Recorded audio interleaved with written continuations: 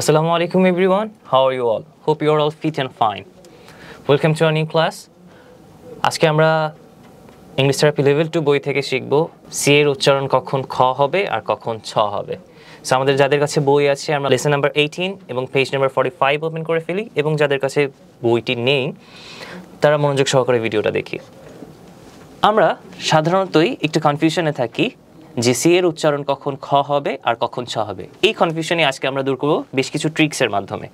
So চলুন দেখে নেই আমরা কি আছে প্রথম ট্রিক্সে। ট্রিক্স নাম্বার 1, এখানে বলা হয়েছে সি এর পরে যদি আর থাকে তাহলে সি খ এর মতো উচ্চারিত হবে।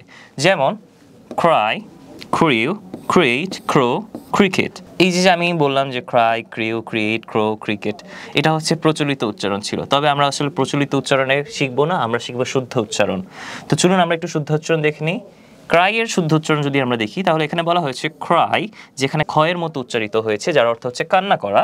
এর পরবর্তীতে আমরা যদি দেখি ক্রিউ, এখানে ক্রিউ এর শুদ্ধ উচ্চারণ হচ্ছে ক্রু, যার অর্থ হচ্ছে নাবিক দল। এখানেও আমরা লক্ষ্য করতে পারছি যেহেতু আর এর পরে সি এর পরে আর হয়েছে যার কারণে সি এর উচ্চারণ খ এর মতো হয়েছে, এখানে খ উচ্চারিত হয়েছে আমরা দেখতে পাচ্ছি। পরবর্তীতে আমরা যদি লক্ষ্য করি ক্রিয়েট, ক্রিয়েট, ক্রো, ক্রিকেট, ক্রিকেট।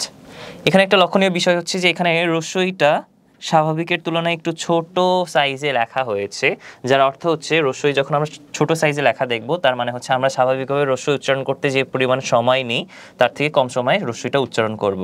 যেমন উপরে যদি আমরা একটু লক্ষ্য করি এখানে রস্বইটা স্বাভাবিক সাইজে লেখা হয়েছে, এখানে আমরা যদি উচ্চারণ করি তাহলে আমরা বলছি ক্রিয়েট, ক্রিয়েট। কিন্তু এখানে যেহেতু হচ্ছে ছোট করে লেখা হয়েছে তাহলে সেক্ষেত্রে আমরা এখানে উচ্চারণ করব ক্রিকেট, ক্রিকেট।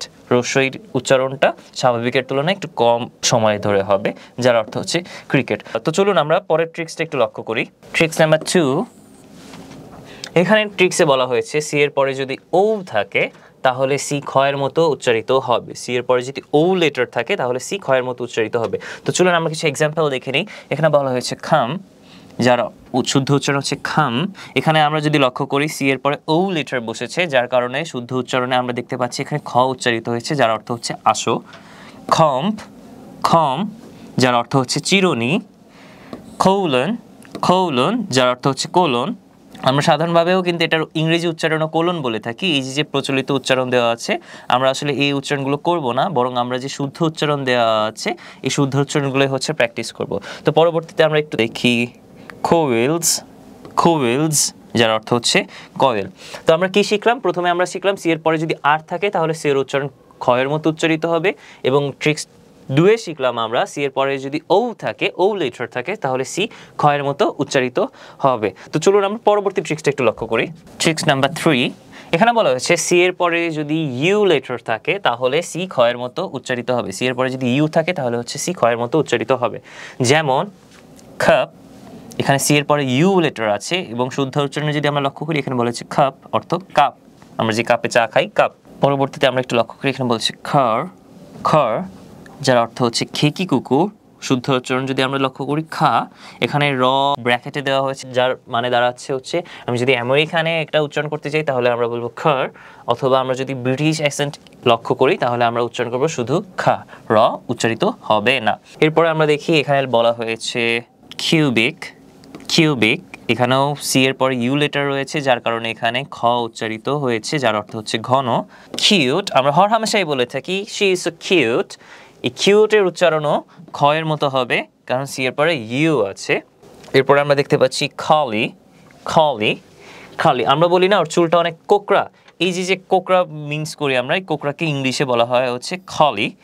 এখানেও ক উচ্চারণ হবে না, আমরা কার্লি বলি, বাট এটা শুদ্ধ উচ্চারণ হবে খলি।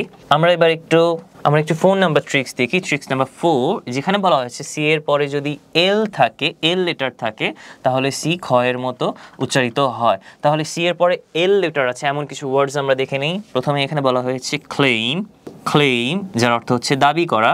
সি এর পরে কিন্তু এখানে আমরা দেখতে পাচ্ছি এল লেটার আছে যার মানে দাঁড়াচ্ছে সি এর পরে এল লেটার থাকলে সি কেমন উচ্চারণ হবে? সি খ এর মতো উচ্চারিত হবে যার অর্থ হচ্ছে দাবি করা।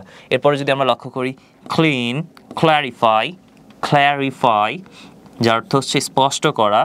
ক্ল্যাশ, ক্ল্যাশ, সংঘর্ষ। ক্লেই, ক্লেই, কাদামাটি। তাহলে আমরা এই ট্রিক্স থেকে কি শিখলাম? সি এর পরে যদি এল লেটার থাকে কোনো ওয়ার্ডে তাহলে সি এর উচ্চারণ খ এর মতো হবে। তো চলুন আমরা আরেকটা ট্রিক্স শিখে নিই, ট্রিক্স নাম্বার 5, যেখানে বলা হয়েছে সি এর পরে যদি এ থাকে তাহলে সি খ এর মতো উচ্চারিত হয়। তো চলুন দেখি আমরা সি এর পরে এ লেটার আছে এমন কিছু ওয়ার্ড। প্রথমেই বলা হয়েছে ক্যান, হর হামেশাই আমরা বলতে পারি he can do it, she can do it. এই ক্যানের উচ্চারণ কি? ক্যানের উচ্চারণ হচ্ছে ক্যান, খ দিয়ে হবে, খ উচ্চারিত হয়েছে। এখানে সি এর পরে এ আছে যার কারণে এখানে খ উচ্চারিত হচ্ছে, যার অর্থ হচ্ছে করতে পারা। মানে কি? সে এটা করতে পারে, তিনি এটা করতে পারে। এর পরবর্তীতে আমরা যদি দেখি হর হামেশায় আমরা একজন আরেকজনকে কল করে থাকি, আমরা সাধারণত কি বলি? Call, CALL, call. বাট এটার শুদ্ধ উচ্চারণ হবে খোল, খোল যার অর্থ হচ্ছে ডাকা, খোল যার অর্থ হচ্ছে ডাকা। এর পরবর্তীতে আমরা দেখি যেমন আজকে আপনারা এই ক্লাস আমরা বলি কি ক্লাস, আজকে আপনারা যেমন এই ভিডিও ক্লাসটি করছেন, আসলে এটা শুদ্ধ উচ্চারণ কি? যে আমরা ক্লাস করছি যে স্কুলে, কলেজে, ইউটিউবে, অনলাইনে, এটা শুদ্ধ উচ্চারণ হচ্ছে ক্লাস, ক্লাস। কারণ এখানে যদি আমরা লক্ষ্য করি, দেখুন এখানে সি এর পরে এল লেটারও আছে। পূর্ববর্তী ট্রিক্সে আমরা কি শিখেছি? সি এর পরে যদি এল লেটার থাকে তাহলে হচ্ছে আমরা খয়ের মতো উচ্চারণ করব, পাশাপাশি এল এর পরে আবার এও আছে। ঠিক একই রকমভাবে আমরা যদি পরবর্তী এক্সাম্পলটা দেখি, এখানে বলা হয়েছে ক্ল্যাপ, ক্ল্যাপ, ক্ল্যাপ যার অর্থ হচ্ছে হাততালি দেওয়া। এখানে আমরা লক্ষ্য করতে পারছি সি এর পরে কিন্তু এল লেটার আছে যার কারণে এটা খ উচ্চারিত হয়েছে। আচ্ছা, আরেকটা মনে রাখার বিষয় হচ্ছে যে আমরা জানি প্রত্যেকটা কিছুরই একটা নিয়ম রীতি আছে, কিন্তু ব্যতিক্রমীয় কিছু জিনিস থাকে। যেমন আমরা জানি যে ব্রিটিশ অ্যাকসেন্টে আর এর উচ্চারণ হয় না, কিন্তু কিছু কিছু ক্ষেত্রে ব্রিটিশ অ্যাকসেন্টেও আর এর উচ্চারণ হয়। ঠিক একই রকমভাবে এখানেও কিছু ওয়ার্ড আছে যেগুলো হচ্ছে একটু ব্যতিক্রম, তার মধ্যে একটা হচ্ছে সিজার এর ব্যতিক্রম। তো আজকে আমরা যে 5টা ট্রিক্স শিখলাম, এই 5টা ট্রিক্সকে আমরা যদি সহজে মনে রাখতে চাই তাহলে হচ্ছে আমাদের একটা নীতি মনে রাখতে হবে, সেটা হচ্ছে রাওলা নীতি, রাওলা নীতি। তো চলুন আমরা একটু জেনে নিই রাওলা নীতি কি। সি এর পরে যদি ROULA এই লেটারগুলোর কোনো একটি থাকে তাহলে সি এর উচ্চারণ সাধারণত খ এর মতো হয়। তো চলুন আমরা একটু দেখে নিই যে সি এর পরে আমরা যে ট্রিক্সগুলো শিখেছি সেই ট্রিক্সের মধ্যে ROULA আছে কিনা। আমরা যদি শেষ ট্রিক্সটা দেখি, ট্রিক্স নাম্বার 5, এখানে কিন্তু সি এর পরে এ আছে, এখানে ট্রিক্স নাম্বার 4-এ এল আছে, উপরে যদি আমরা দেখি তাহলে হচ্ছে সি এর পরে ইউ আছে, সি এর পরে ও আছে, সি এর পরে আর আছে। তাহলে আমরা সহজেই এটাকে মনে রাখতে চাইলে কি মনে রাখতে হবে আমাদের? যে সি এর পরে যদি রাওলা এই লেটারগুলো থাকে ROULA তাহলে সি এর উচ্চারণ খ এর মতো হবে। সো ডিয়ার অডিয়েন্স, আজকে এই পর্যন্তই। আশা করি আপনারা সবাই বুঝতে পেরেছেন। আর যদি এই লিসনে কোনো ধরনের কোনো প্রশ্ন থেকে থাকে আমাদের কমেন্ট বক্সে অথবা ফেসবুক পেজে জানাতে পারেন। দেখা হচ্ছে পরবর্তী ভিডিওতে। ধন্যবাদ, আসসালামু আলাইকুম।